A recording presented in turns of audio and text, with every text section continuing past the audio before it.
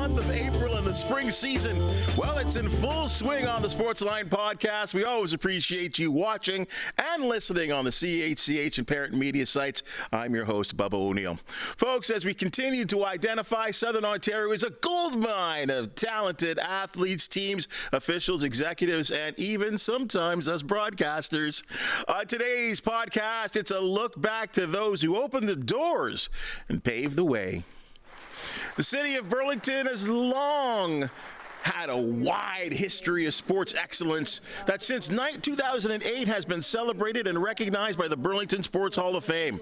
The list of inductees, elite. Bernie Custis, Barb Bunkowski, Norm Marshall, Melanie Booth, Jim Taddy, just to name a very, very few.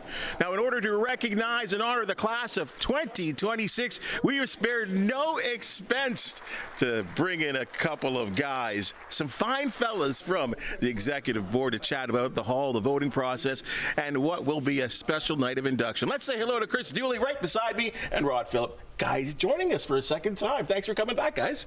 Thanks for having us, Bubba. Yeah, this is great. It's become our spring ritual now, hasn't it? It certainly has, and I'm so proud to have you guys because I really am proud of what you guys have done and what this has been done, I guess, going back to the early 2000s and recognizing our athletes. And Chris, I got to come at you real hard from the very beginning. Why have a Burlington Sports Hall of Fame? Well, I think it started with the Burlington Sport Alliance, and the whole idea is to recognize the quality of athletes, trying to get outside the shadow a little bit of our neighbor Hamilton. And Hamilton has a great Sports Hall of Fame, but Burlington felt very strongly that there were enough athletes, and you prove it with the list of names that you just read and what we're going to announce on May 26th this year. It's an amazing array of talent that we've got in Burlington, so we thought we'd honor that. Guys, I'll tell you, and I know this has become an ongoing discussion, I think maybe in all sports Hall of Fames, especially in our hood, we'll call it, that, Rod, the number of athletes that could be honored, it's getting harder and harder to select these athletes because they're coming. Yeah. No, and you're absolutely right. We are recognizing that, and the selection committee has really had a tough decision to do. And just to build a little further on what Chris said, our vision for the Burlington Sports Hall of Fame is, as you mentioned, to identify and recognize, athletes, builders, media, officials, and volunteers who've achieved excellence in their specific sport. So when the selection committee meets after the nominations are handed in, it's quite a back and forth. And to your point, it is becoming a lot more difficult in a great way, I feel. It certainly is. And really, I think there was a time, maybe if you looked at some of these athletes, and not maybe Burlington in particular, but a lot of these sort of city or town Hall of Fames, they were very, how can I say, reflective of accomplishments that were done maybe locally or in Canada. But I look at these lists of athletes, men and women, Chris, they're international. They are international, and one of the things that we really love about looking at these Sports Hall of Fame people that are going to go in is their impact on other people. And the idea that these great athletes, like there's some little young hockey player right now that's watching Emma Maltese as an example, and that player is going to be a great one. And like Emma's going to be in the Hall of Fame like 10, 20 years from now whenever she retires from her. But just the whole idea of giving back to the community, and we have to recognize that so that people watching, seeing, can see that they can be part of it too. I'm glad you brought up someone like Emma Malte. I would add Renata Foster as well too. I think Renata should get in first before the two of them, right? No, just based on age though. But Rod, women as well too, because we are recognizing the fact that look where Messiah Jury's all of a sudden back with the Toronto Tempo. That women's sports is growing, and again, as we talk about the amount of athletes that need to be recognized, it's starting to spread. Yeah, the PWHL is a great example of that, obviously, and just so much encouragement, and the Olympics has really helped, obviously, with the women's game and build on that. But yeah, the local level, we've just been really blessed, and obviously we have Becky Keller-Duke in there already, who's also been a part of it before. I was fortunate enough to go to school with Cheryl Pounder at Wilfrid Laurier University. Go Hawks! Of course you got that in. But and they're so prevalent in everything they do and a part of it. So yeah, it's really encouraging to see and to look forward to what we have to look forward to. There must be a process to eliminate and nominate. Let's go through how this process starts and finishes. Well, I think that's the best part of our involvement. I think it's 5 years that we've been involved with the Hall of Fame now, Rod and I. But the whole idea that it comes from the community, like absolutely anybody can nominate anybody, and then that process, the nominations come into the executive. The executive narrows them down, looks at them, the merit of each of the nominations, and then it goes to a selection committee. And the selection committee meeting can get pretty heated because they're discussing, people that are going to go into the hall. We're not set to a number of 5 people, but it is, like we said earlier, it is getting more and more challenging because there's so many worthy people.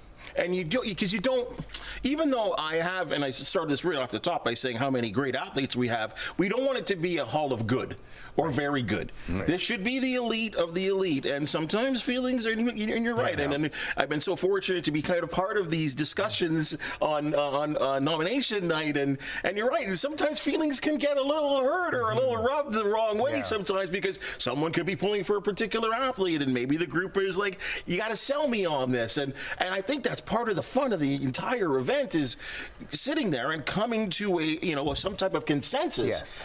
On actually picking someone. Yes, that's right. And to build on yours, if you have somebody who's done, and it's great North American level and had success there, but the international, you really have to play into that. I mean, we have quite a few on the list that we're going to talk about that have won world championships. So you really have to weight that significantly when having that discussion. And I guess one of the minimum things we do look at, Bubba, is they must be retired 3 years from what they've been doing previously. Obviously, a builder's a little bit different, but they have to be out of it for 3 years. And obviously, there's got to be some back to the community. There has to be a representation from the city of Burlington as well. And from there, then we take the nominations, as you mentioned, and Chris said, screen them accordingly, and then bring forward what we think is a worthy amount. You are allowed to resubmit for 3 years, 3 years in total. So that's another part of the stipulations we have, and then that's about it. But I'm excited to see this lineup this year because we feel they're absolutely worthy of entering the Burlington Sports Hall of Fame. So before we get to the actual athletes and inductees for 2026, let's talk about the night. And Chris, guys, this is a really special night, and it's no doubt going to be a sold-out affair. It always is. The Burlington Golf and Country Club is so gracious in having us there and putting together just a great program. I'm not going to go on too much about the MC. I was just going to mention him. He does a tremendous job. I mean, talk about. I can never do what Steve Foxcroft does. No. The way he is able to just bounce off each person's comment, ignite the room, just carry the program. He's top notch. But this whole night is a top notch event.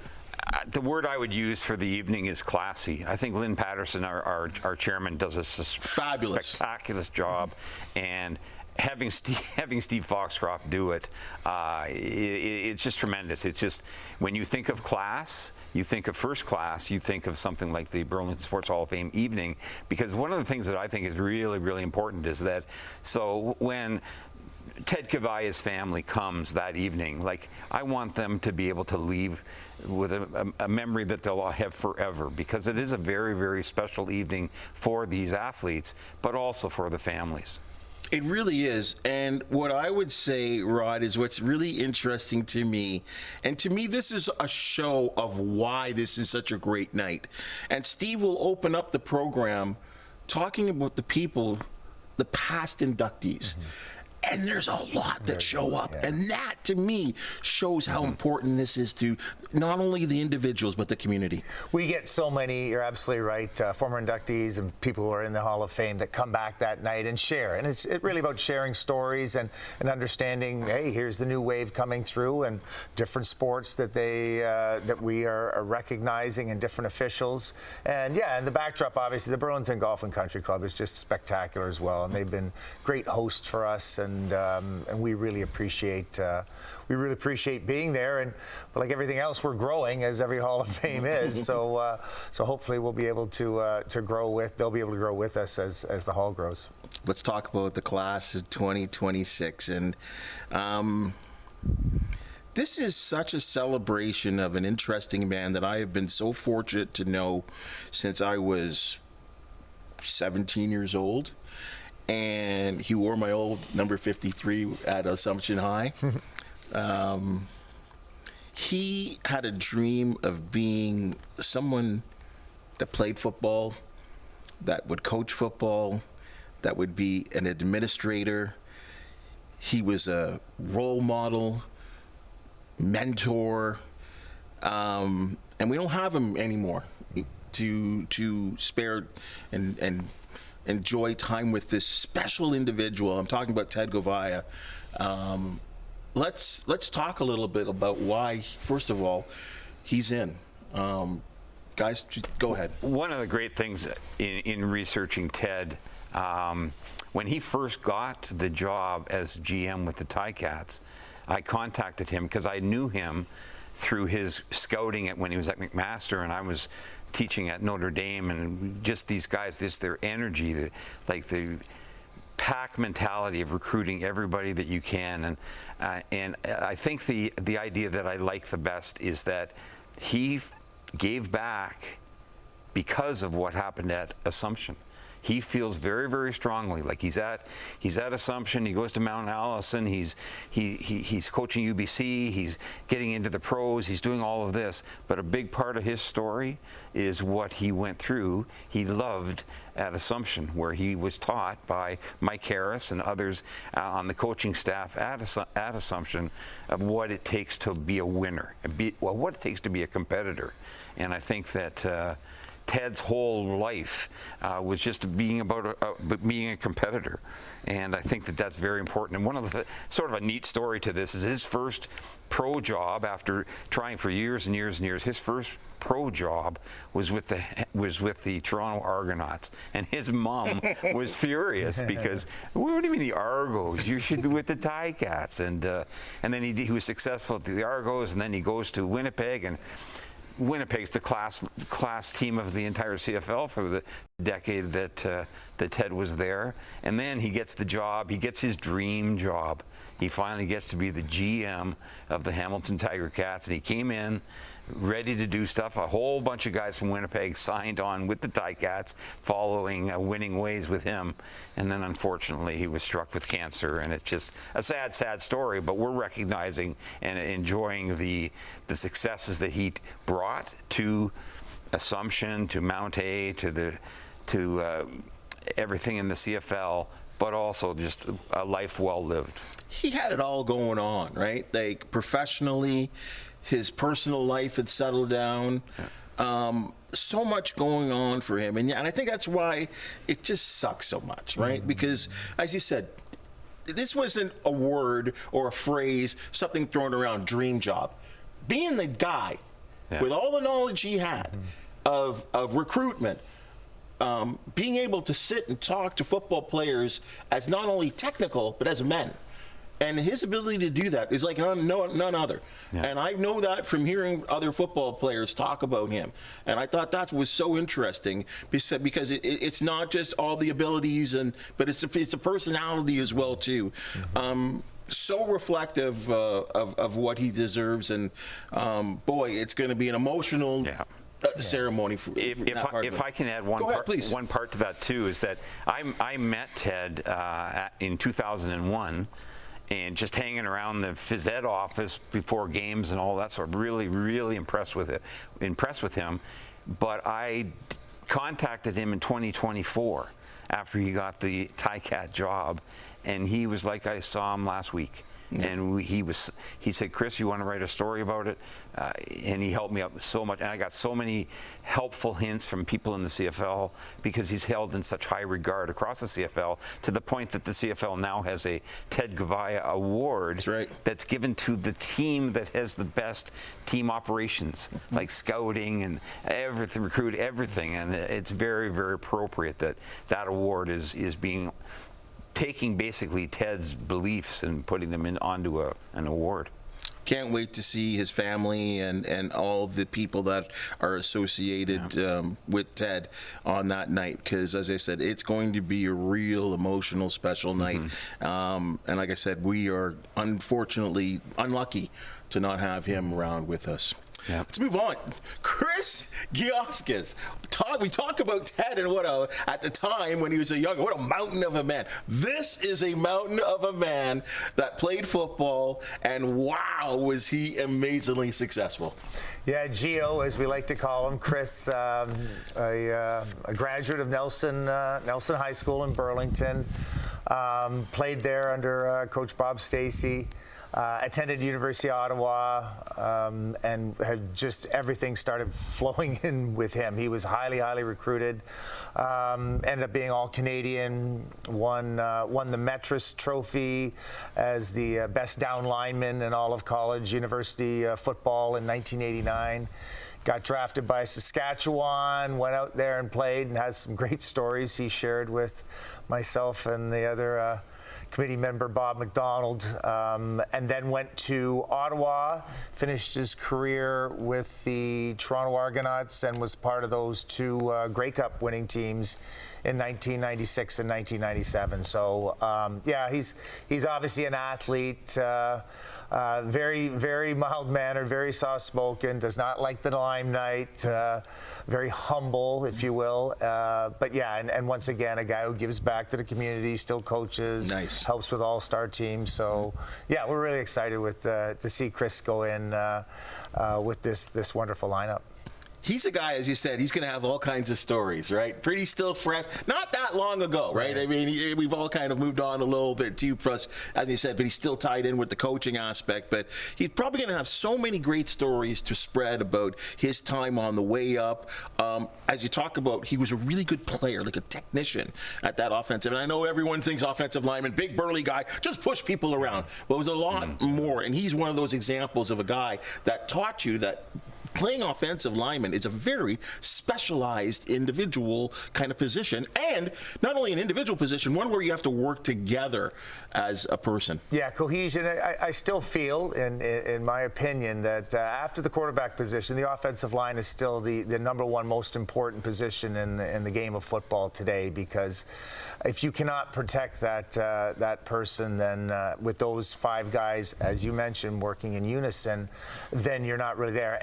And they have to be really athletic, because, as you know, they're going backwards the majority of their time as opposed to forwards, which isn't very natural for human beings. So they have to learn that. They have to know blocking schemes. And and Chris is and was and is an athlete today. Also, we got to remember too, the timing he played was when there was expansion in the league. So there was some, U.S. teams that were playing a part of. So he's got those experiences to dwell on as well and regale us with. I'm glad you brought timing up. I think this is interesting because I can look at it too as sort of where I am at my life. At that time, we're seeing way more now.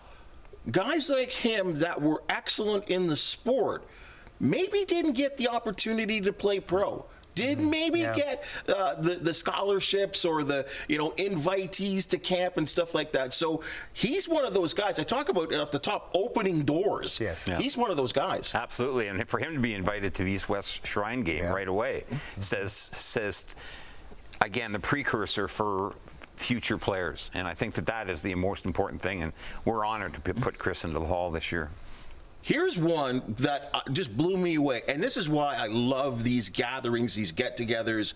I did not know much about this next athlete until all of a sudden he's getting the Order of Canada, right? Yeah. we talk about kickboxing and these sort of martial arts. I've had several boxing conversations here. I've had the Joslins on here very recently to talk about their specialty in karate and mixed martial arts. Well, Musamal Nawaz, what didn't he do? Yeah, oh, absolutely. And to your point, it was an education for me too, as well as the kickboxing field. And he is going in as an athlete and a builder as well. I mean, to what you're saying, 5 world championships this guy has been a part of in different weight classes. But let's go back. He has been a part of the Burlington community for quite some time, has lived there.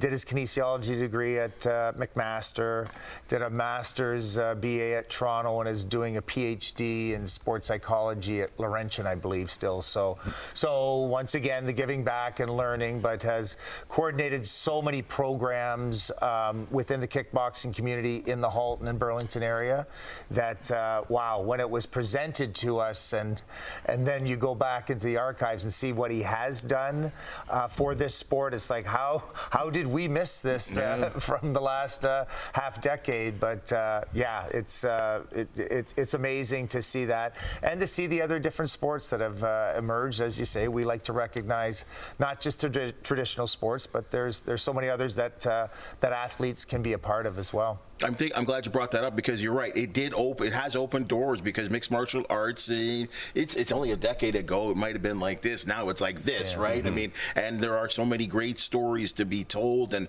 athletes that have grown that are from this country. And here's a guy that's come over to Canada from England, and then set his path down in Burlington and had all of this success. But again, Chris, I got to come back to this, and this is what really impresses me. It's real easy to have a great career, but it just goes to the next level when you take it upon yourself to say, now I'm going to teach. Everything I've absorbed, I'm going to spread my seed that way.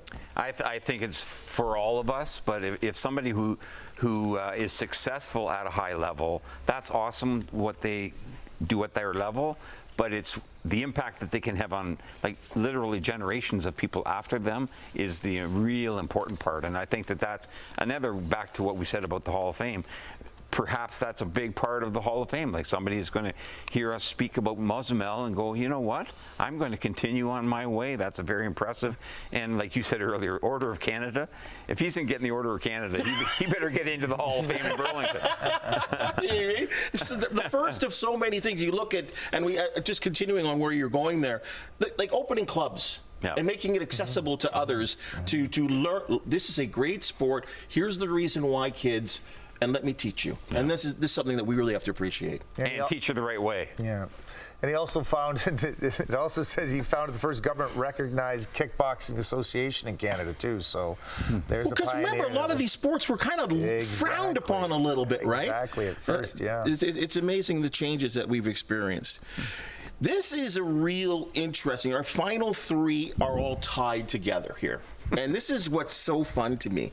When you look at this family and who are going to be going in, I think there are a couple of examples in the Burlington Sports Hall of Fame, Hamilton Sports, brothers or sisters, duos, husband and wives. Like, there's a bunch of them, so, and I go all across the country. But find me, other than, I think, the Hows in terms of hockey, where you've got three generations of someone from a sport that, as we talk about and we've been consistent with, competed at a high level, international, won awards, and then again continue to coach. And of course, I'm talking about the Aldershaws when it comes to canoeing and kayaking. Go ahead, guys. This is wild to me. We'll start with Bert. Well, a funny story added to this is 2 years ago, the Burlington Sports Hall of Fame inducted Jim and Brady Reardon.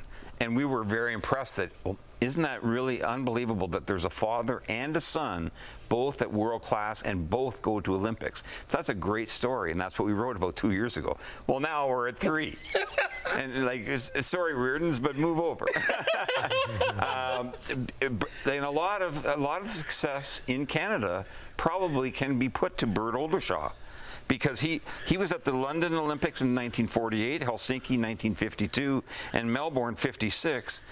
But he founded the Mississauga Canoe Club in 57, and maybe that was the beginning of the Larry Canes and his son, his grandson, so many great kayak at the world level through the efforts of Bert Oldershaw.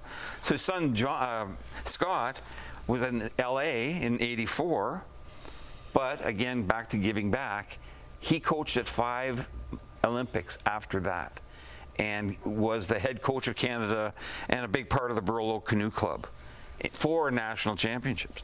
But then maybe the best of all, they can argue about that, but Mark, Scott's son and Bert's grandson, may be the most decorated, is that he won a bronze at the London Olympics in 2012.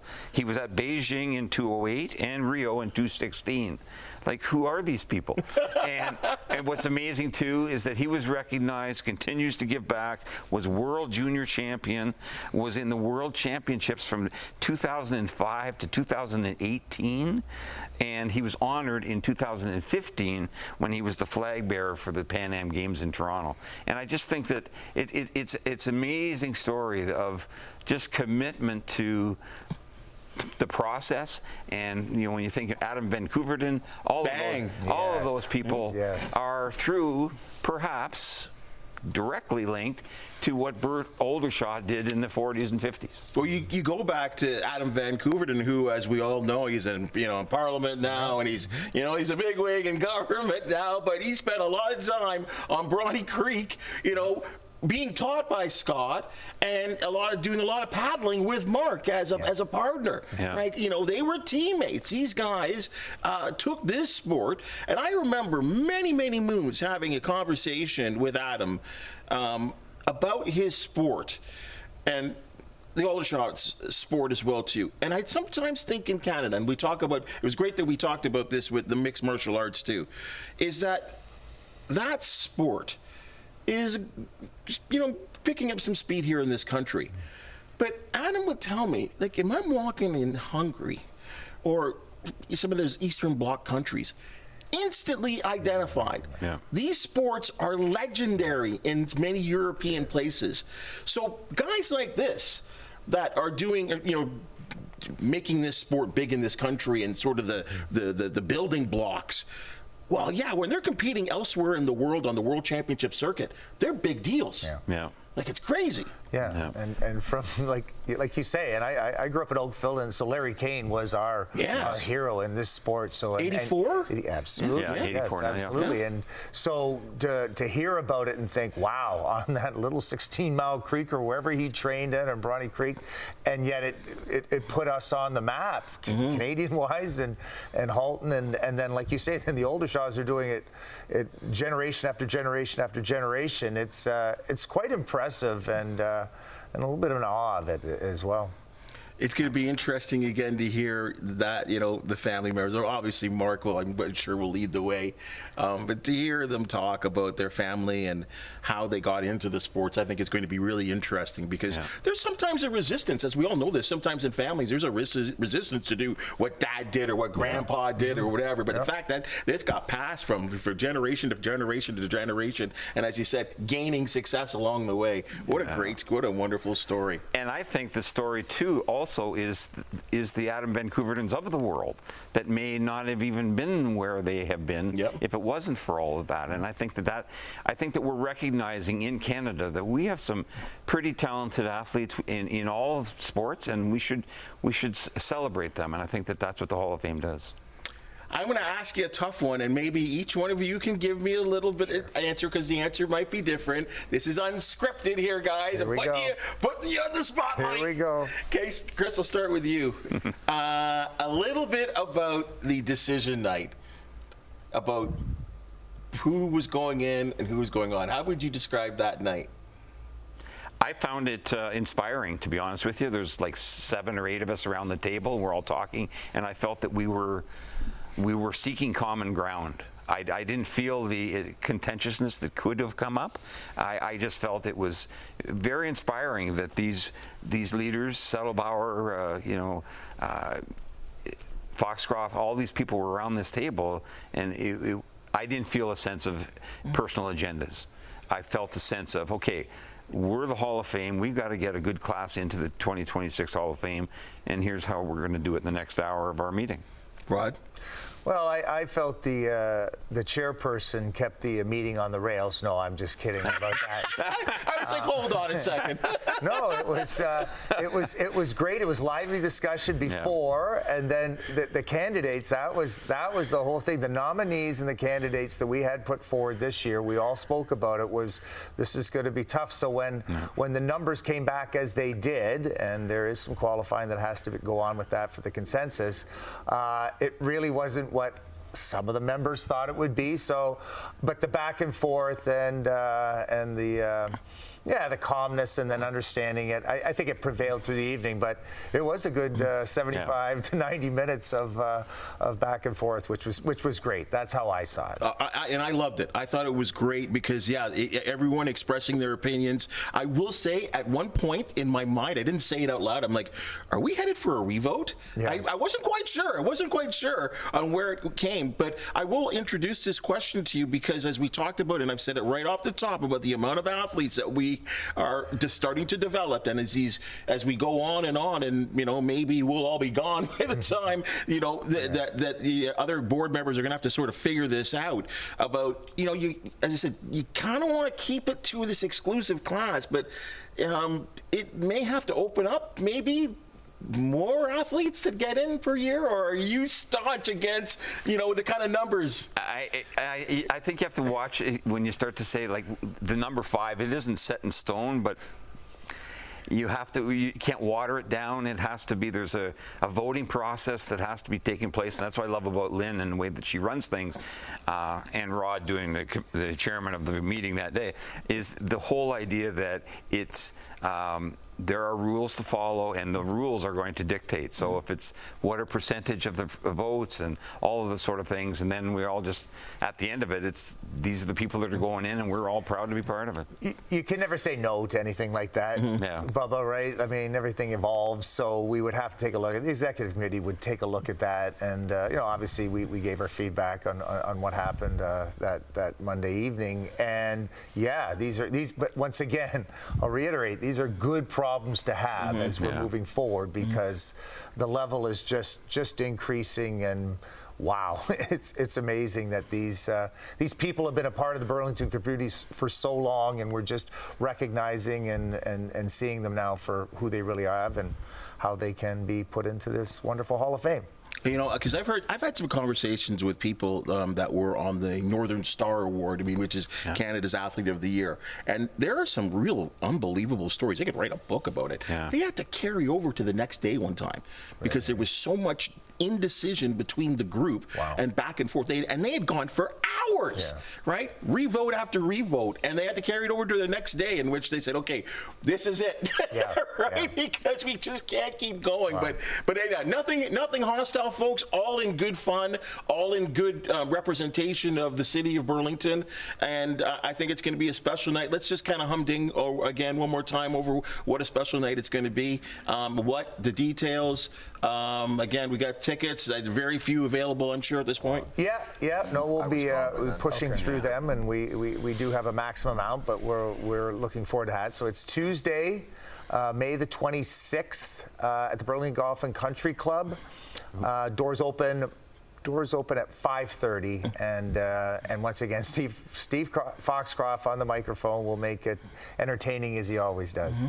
Hey guys, this has been great. I'm already looking forward to next year, and but we got a big night to celebrate. I really appreciate you guys coming into the Sportsline broadcast, our podcast, and of course, sort of just broadcasting and letting people know about who's going in.